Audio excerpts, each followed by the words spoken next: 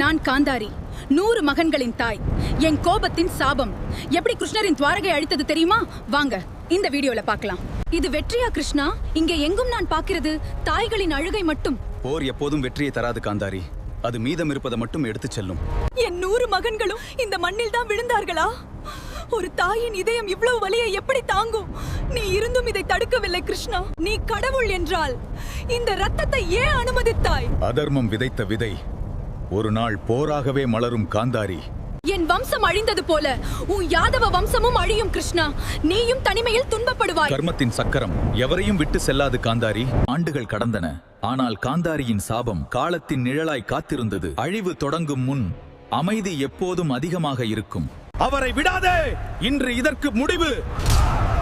வெளி எதிரிகள் அழிக்கவில்லை, அவர்களின் அகந்தையே யாதவர்களை அழித்தது. அனைவருக்கும் வழிகாட்டினேன், ஆனால் என் சொந்த உலகத்தை காப்பாற்ற முடியவில்லை.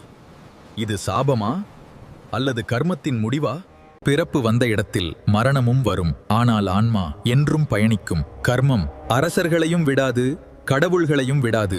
இந்த இதிகாச கதை உங்களுக்கு பிடித்திருந்தால் லைக் செய்யுங்கள், சப்ஸ்கிரைப் செய்து இன்னும் பல புராண மற்றும் இதிகாச கதைகளுக்கு எங்களுடன் தொடருங்கள்.